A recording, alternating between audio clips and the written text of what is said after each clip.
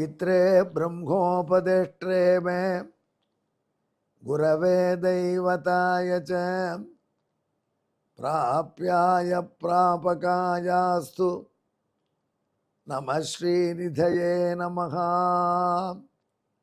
नमो वेंकटेशाय वेंकटतुरैवार्क्कु नमः।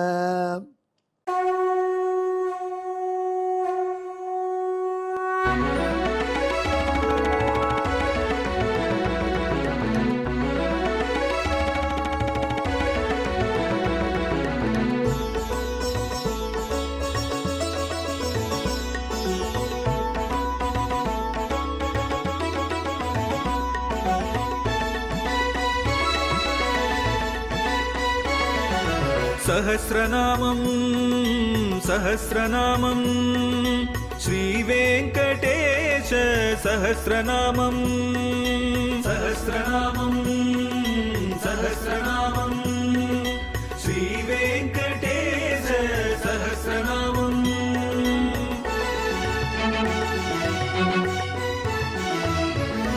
உலகில் கலிவினை தோஷம் அகற்றும் நாமம் சஹஸ்ரநாமம். உயர்வுகளை வாழ்வில் அளிக்கும் நாமம் சஹஸ்ரநாமம். திருமலையில் தினம் அர்ச்சனை நடைபெறும் நாமம் சஹஸ்ரநாமம். திருவேங்கடனின் தரிசனம் காட்டும் நாமம் சஹஸ்ரநாமம்.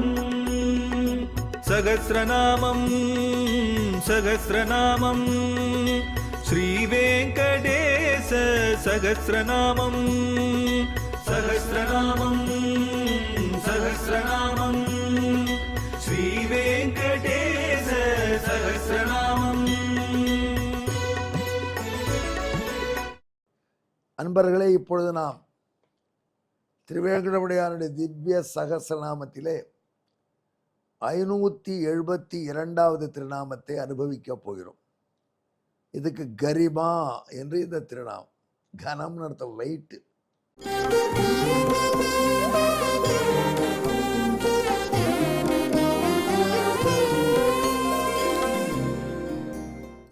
அந்த ஆள் வெயிட்டான புள்ளி அப்படின்னு சொல்லுவாங்க பார்த்தீங்களா, அந்த பெரிய வெயிட்டான புள்ளி. அரசியல்வாதிகள்லாம் கனம் அமைச்சர் போடுவாங்க, ரொம்ப ஹெவியாக இருப்பார். சில அமைச்சர்கள் பார்த்தா கனமாகவே தான் இருப்பாங்க, அவன் உடம்பு வாகு அப்படின்வாங்க. ஆனால் பகவான் ரொம்ப கனமானவன், ரொம்ப ஹெவியானவன். இதற்கு அர்த்தம் யார் சொல்லுவானா, இதுக்கு 2 பேர் நன்னா அர்த்தம் சொல்லுவா. ஒருவர் யாருன்னா ராவணன், இன்னொருவர் யார் அப்படின்னா அவர் தான் இன்னும் நன்னா சொல்வார். அவர் யாருன்னா திருநாவர்த்தன். யார் ராவணன், யார் திருநாவர்த்தன்? ராவணன் தான் நமக்கு தெரியுமே.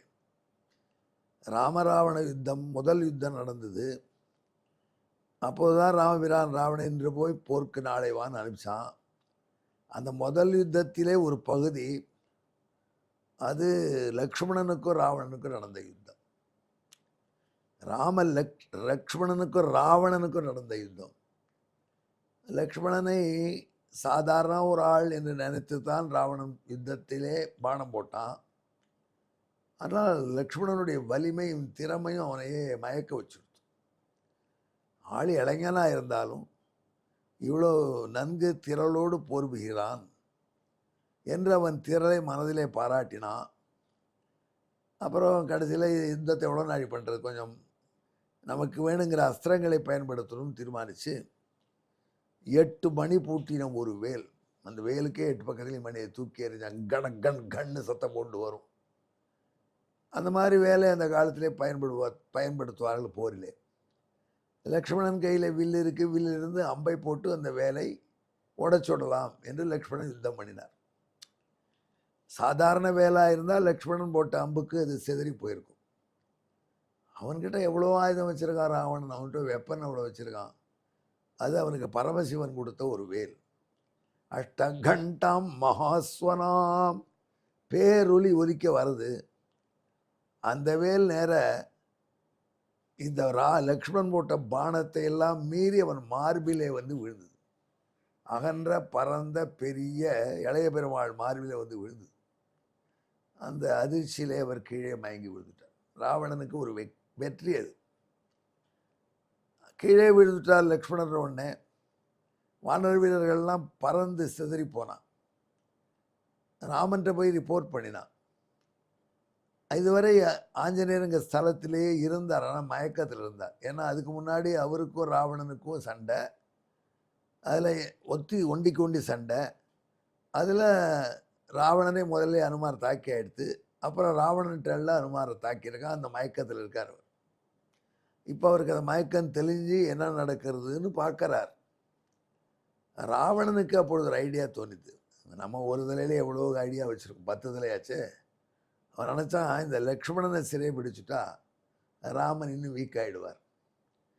நிறைய பேர் சொல்கிறார், சீதை இல்லாத கூட ராமபிரான் இருந்துருவார், லக்ஷ்மணன் இல்லாமல் இருக்க மாட்டார்.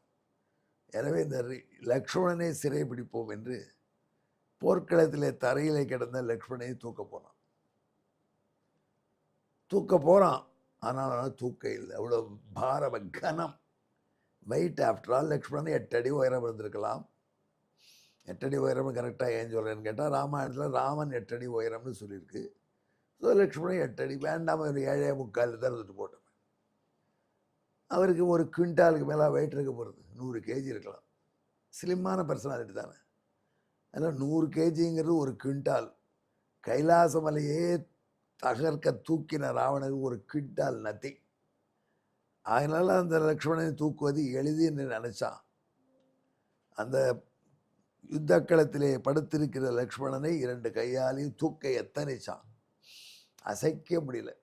இமயமலை மேருமலை எல்லாத்தையும் அசைக்க இயலும், ஆனால் பரதனுடைய உடன் பிறந்த லக்ஷ்மணனை அசைக்க முடியவில்லை ராவணனுக்கு. ஏன்னா ராவணன் நெருங்கியவாறே அரை மயக்கத்தில் இருந்த லக்ஷ்மணன் தான் விஷ்ணுனுடைய அவசியம் என்றும் தன்னை நினைத்து கொண்டார். அதனால் அவளுக்கு ஒரிஜினல் பலத்தோடு விட்டார்.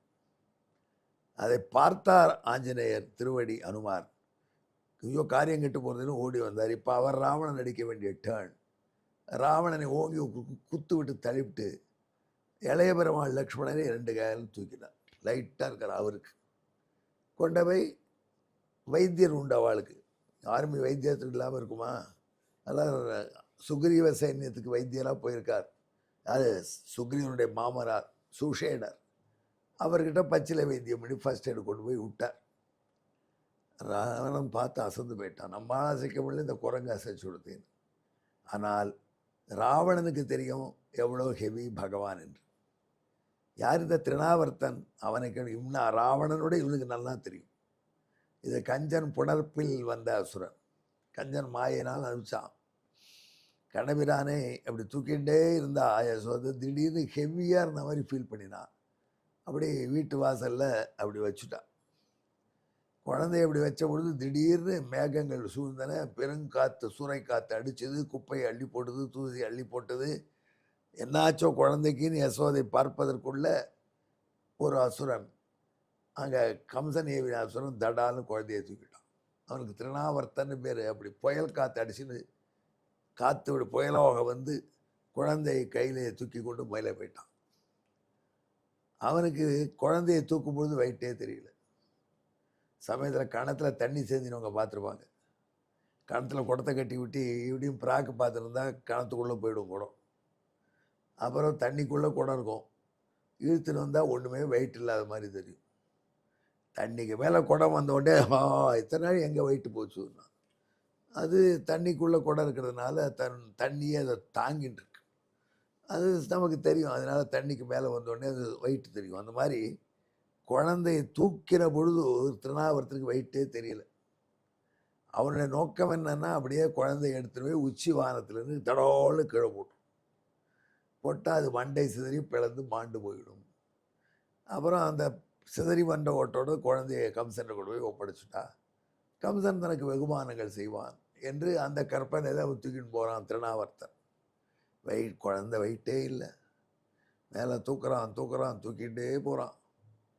அதுக்குள்ளே எங்கே பார்த்தாலும் தான் அவன் குழந்தையை தூக்கி கொண்டு போவது யாருக்கும் தெரியக்கூடாதுன்னு ஏகப்பட்ட புயல் காற்றினால் உண்டான செதறல் தூசியெல்லாம் 4 பக்கம் அடிச்சுன்னு போகிறான்.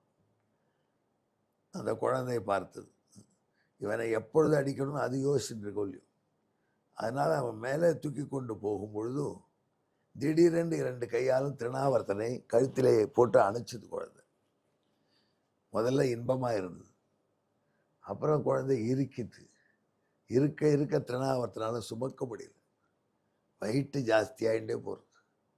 இருக்கிற கீழே விழுந்திருக்க குழந்தை 5 கேஜி இருக்கலாம், 4 கேஜி இருக்கலாம்னு நினச்சான். அது இப்போ டன் கணக்கில் சுமையாச்சு.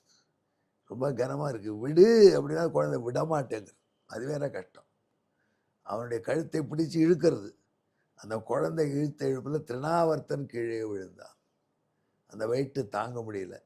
அதனால் திருநாவர்த்தனை கேட்டால் கிருஷ்ணன் எவ்வளோ வெயிட்டுன்னா என்ன சொல்லுவான்? அப்பா என்னையே கீழே தள்ளின வெயிட்டு. கீழே விழுந்த திருநாவர்த்தன் என்று கதறினார். அவன் மேலே குழந்தை விளையாடி கொண்டு அந்த குழந்தையை மீட்டெடுத்தார்கள். ஏற்கனவே இந்த வரலாறு சொல்லியிருக்கும், கிருஷ்ணாவதார வரலாறு வந்த பொழுது. இப்போது அந்த கனத்தை ஃபோக்கஸ் பண்ணி சொல்கிறோம். அதுக்காக அந்த கதையை உங்களுக்கு சொல்லிடுது. அந்த கனம் வெயிட்டு யாருக்கு தெரியும்? திருநாவர்த்தன் நோஸ், அவன் தான் பெஸ்ட்டு ராவணனை விட. அதில் திருநாவர்த்தனுக்கே புரிஞ்சத விஷயம் அது. அப்பேற்பட்ட கனமான எம்பெருமான் நம்மை எப்பொழுதும் லைட்டாக வைத்திருக்க வேண்டும் என்று பிரார்த்தியுங்கள். இதற்கான ஸ்லோகம்: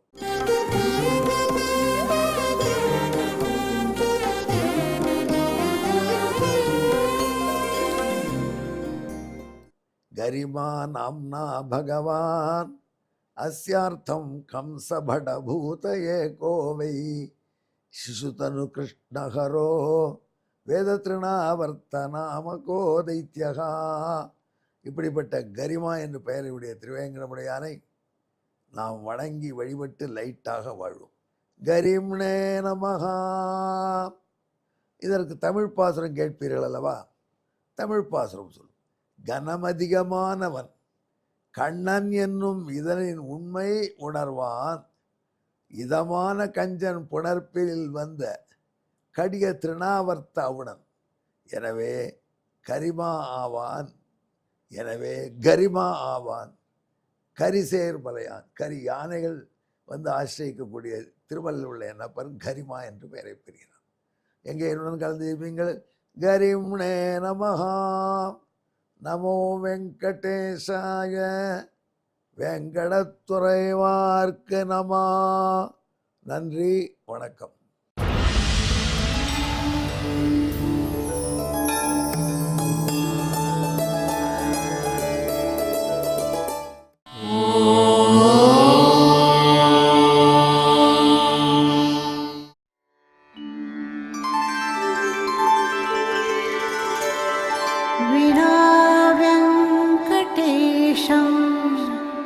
ननाथो ननाथः सदा वेङ्कटेशं स्मरामि स्मरामि.